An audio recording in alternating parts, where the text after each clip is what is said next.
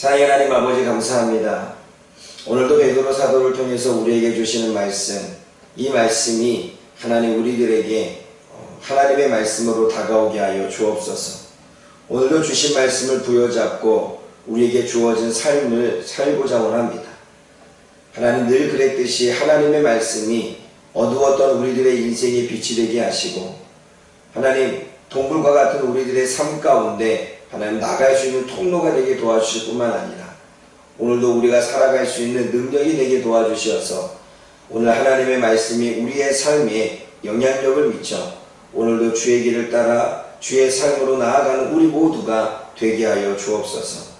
오늘도 하나님의 말씀을 주님의 영으로 깨닫기를 원하오니 성령께서 오늘 이 아침 영으로 충만하게 채워 주옵소서. 예수님의 이름으로 감사하며 기도드립니다. 아멘. 오늘 저와 여러분들이 함께 나눌 말씀은 베드로전서의 말씀인데, 그리스도께서 이미 육체의 고난을 받으셨으니 라고 하는 말씀은 예수 그리스도가 십자가에 달려 돌아가신 사건을 저와 여러분들에게 이야기하는 것을 보게 되어집니다. 어제 말씀을 보게 되면 선한 양심을 가지라, 선행으로 욕하는 자들을 비방하는 일에 부끄러움을 너희의 선행을 욕하는 자들로 인해 그들이 비방을 당하고 부끄러움을 당하게 할 것이다 라고 말씀하시면서 18절 말씀에 그리스도께서 단번에 죄를 위하여 죽으사 의인으로 불의한 자를 대신하셨으니 라고 하는 말씀이 있습니다. 그러므로 육체로는 죽임을 당하시고 영으로는 살리심을 받으셨다 라고 하는 말씀을 통해 예수 그리스도께서 십자가에 달려 돌아가실 때의 이 육체적인 고난을 이야기를 하고 있습니다.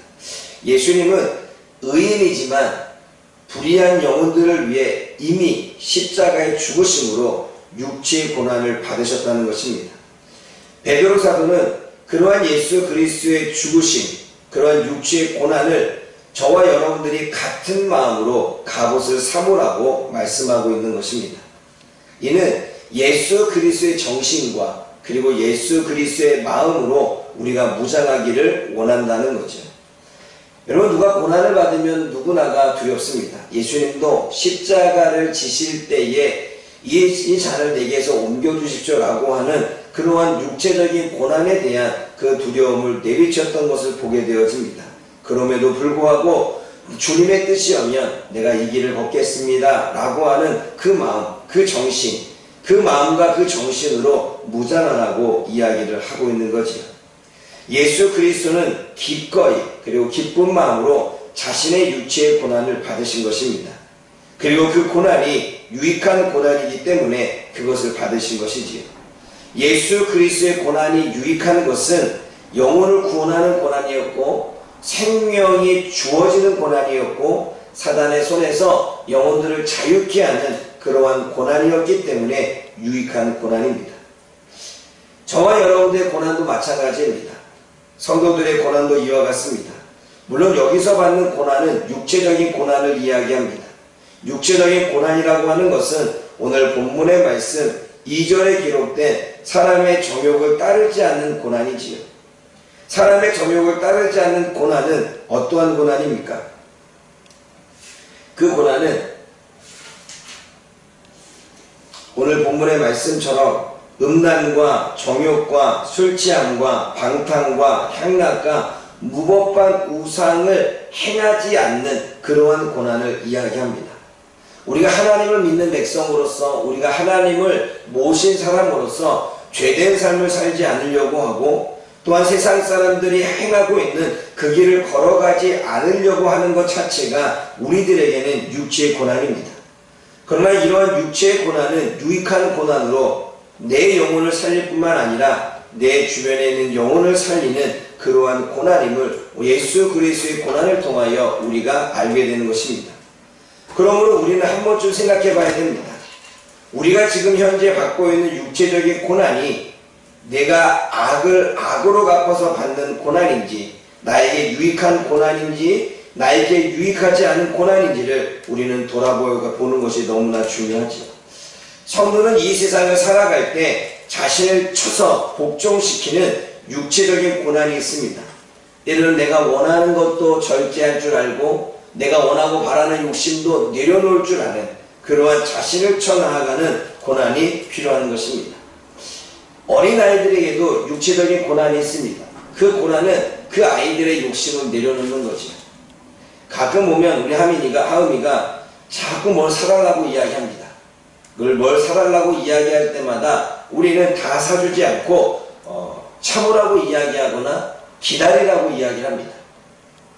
그걸 참으라고 이야기하고 기다리고 이라고 이야기할 때 이 아이는 상당히 힘들어합니다. 지금 당장 먹고 싶은데, 지금 당장 가지고 싶은데 참으라고 하고 기다리라고 하니 이 아이는 그때부터 땡깡을 부리기 시작합니다.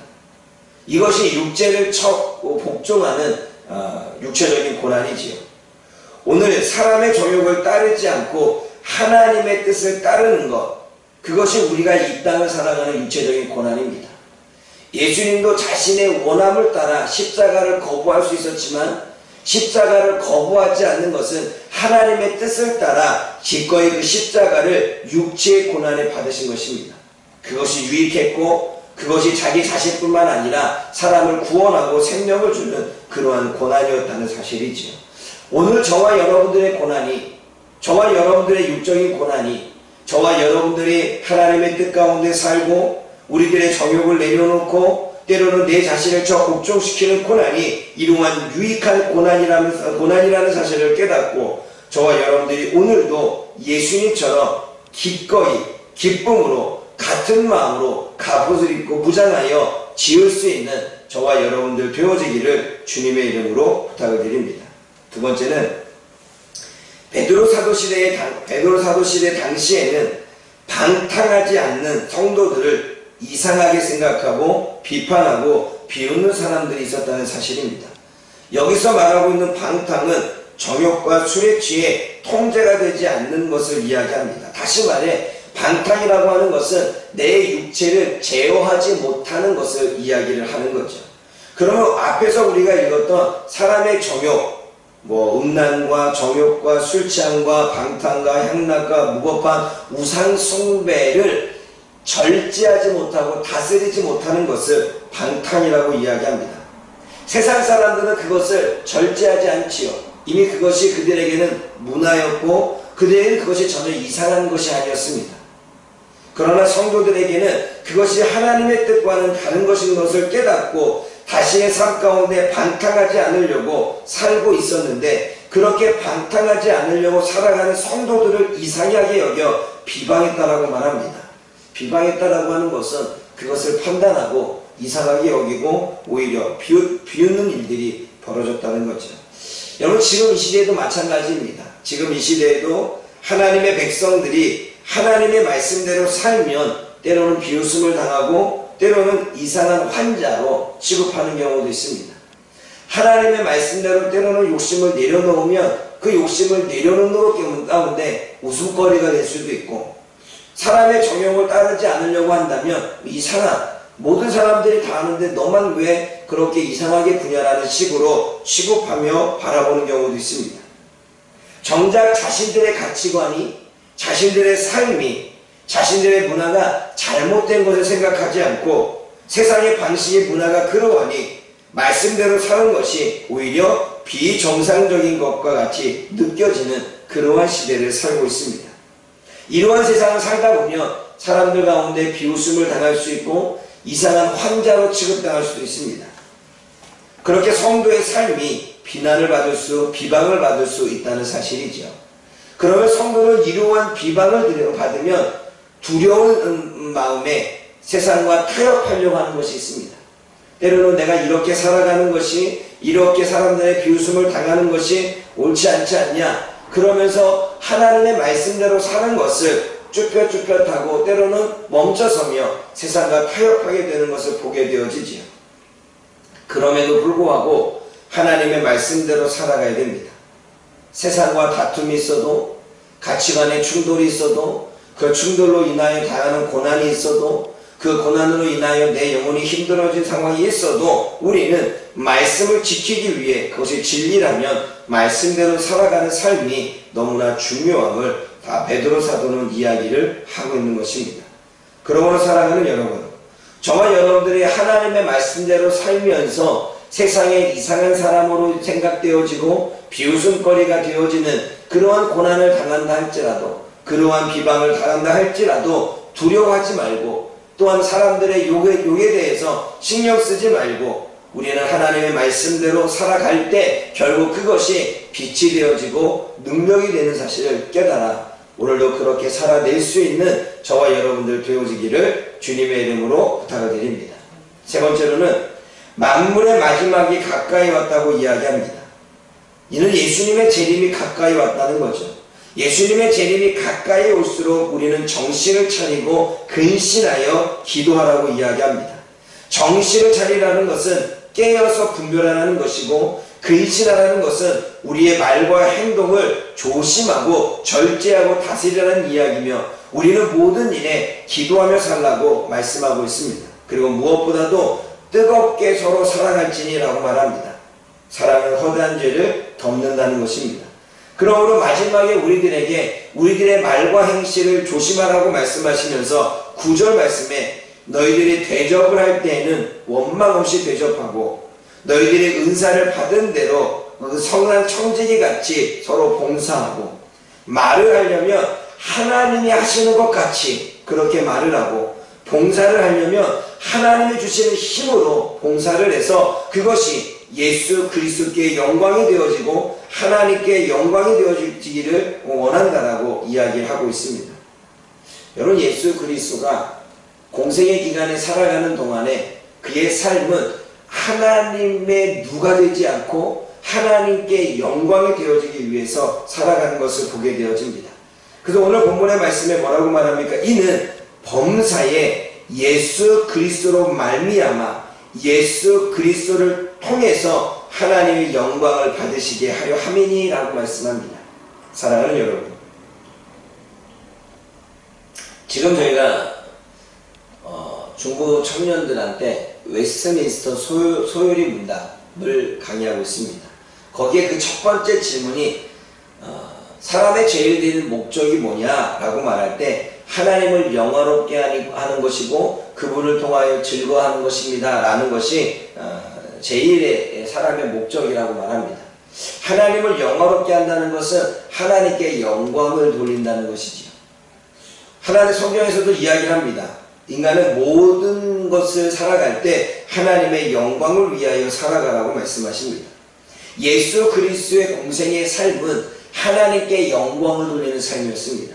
고난이 와도 어려움이 와도 때로는 세상의 문화 속에 내가 누리지 못해도 때로는 세상의 뜻을 같이 하지 않고 절제함을 살아가도 그리고 그렇게 사는 예수님이 비난과 고난을 당하셨어도 주님께서는 그 말씀의 진리를 붙잡고 말씀을 이루는 삶을 살아갔습니다.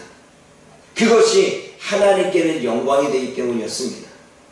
사랑하는 여러분, 저와 여러분들이 오늘 이 세상을 살아갈 때 마지막에 가까울수록 정신을 차리라고 하는 것은 마지막에 가까울수록 무엇이 진리인지 무엇이 거짓인지 분별하지 못합니다.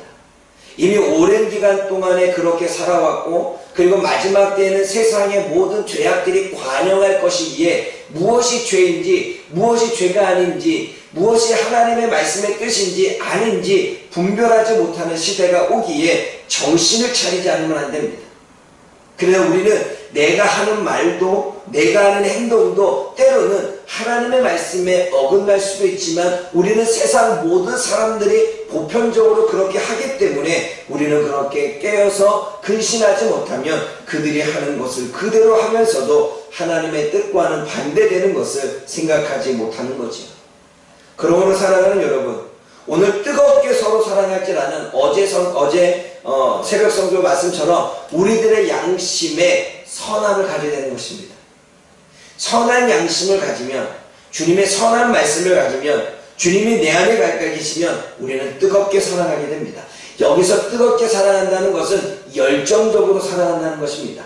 열정적으로 사랑하는 것은 원수로도 사랑할 수 있어야 된다는 것입니다. 예수님이 하나님이 저와 여러분들 뜨겁게 사랑하신 것입니까? 어떻게 뜨겁게 사랑하시냐면 불의한 우리들을 위해, 불의한 죄인들을 위해, 죽을 수밖에 없는 죄인들을 위해 본인이 사랑하시는 예수님을 보내셨습니다. 그리고 그 예수님을 십자가의 그 육체적인 고난을 받으시고 죽이심으로 저와 여러분들을 살리신 것입니다. 그것이 우리를 향한 뜨거운 사랑, 열정적인 사랑, 열심을 다하는 사랑이었습니다. 주님이 말씀하시는 것은 바로 이러한 사랑입니다. 뜨겁게 사랑하는 것은 예수님과 같이, 하나님과 같이 영혼들을 그렇게 적극적으로 열심을 다해 사랑하는 것입니다. 그리고 그 죄는 허다한 죄를 졌는다. 그 사랑은 허다한 죄를 졌는다고 말하죠. 여기서 생각해 보십시오. 원수를 사랑하면 그 사람의 죄를 덮는 거 아니겠습니까? 나에게 해함을 준 사람을 사랑하면 그 사람이 나에게 해함을 준 것을 사랑하는 거 아니겠습니까? 덮어주는 거 아니겠습니까? 나에게 상처를 준 사람을 뜨겁게 사랑하는 것이 그 사람의 잘못을 덮어주는 것과 같다라고 오늘 본문은 이야기를 하고 있지. 그러므로 저와 여러분들 마음속에 선함이 있고, 그리고 예수 그리스도의 사랑이 있고, 그리고 하나님의 말씀이 있다면 우리는 선한 청지기 같이 봉사하게 되고, 하나님의 말씀과 같이 말하게 되고, 또는 하나님의 공급하시는 힘으로 우리는 살게 되어집니다. 그리고 그것이 곧 하나님께 영광이 되는 것이지요. 오늘도 저와 여러분들이 이 사람의 제일 되는 목적, 하나님께 모든 영광이 되어지는 그 삶을 잃어버리지 아니하고, 오늘도 말 하나가, 행동 하나가, 삶 하나가 하나님께 영광이 되어지는 우리 모두가 되어지기를 주님의 이름으로 부탁을 드립니다. 기도하겠습니다. 사랑의 하나님 아버지, 참으로 감사합니다. 예수 그리스도가 받은 육체적인 고난은 그 고난으로 말미암아 예수님 자신뿐만 아니라 많은 영혼들을 살리는 고난이었음을 우리가 보게 되어집니다. 때로는 우리들의 육체적인 고난, 정욕 가운데로 살지 않고 음란함으로 살지 않고 술 취함과 방탕함으로 살지 않는 그 삶이 때로는 우리가 이 땅을 살아갈 때 힘든 부분이지만 그것이 내 영혼을 살리고 우리 주변에 있는 사람들을 살리는 유익한 고난임을 알게 하여 주옵소서. 그러므로 우리가 오늘도 고난을 받는 부분이 하나님 유익한 고난인지 유익하지 못한 고난인지 스스로 분별하여 유익한 고난이 되어질 수 있는 우리 모두가 되어지기를 원합니다. 뿐만 아니라 마지막 때에는 무엇이 선이고 무엇이 악인지, 무엇이 진리이고 무엇이 거짓인지 분별하지 못하는 시대가 오기에 정신을 차리고 근신하여 기도하라고 말씀하십니다. 그러나 주님, 어떠한 시대가 온다 할지라도 우리가 선한 양심을 우리 안에 가지고 하나님의 말씀을 우리 안에 가지고 하나님의 크신 사랑을 우리 안에 심고 살아갈 때 우리는 모든 것들을 분별하고 하나님 육체적인 고난으로 살지만 그 안에서 모든 영광을 하나님 앞에 올려드리는 우리들의 인생이 될 줄 믿습니다. 그러한 사랑과 그러한 빛으로 오늘도 살기를 원하오니 하나님 우리와 동행하여 주시고 때마다 시마다 그 모든 것들을 생각하여 옳게 행동하여 우리들의 삶이 하나님께 영광이 되어지도록 도와주옵소서. 예수님의 이름으로 감사하며 기도드립니다. 아멘.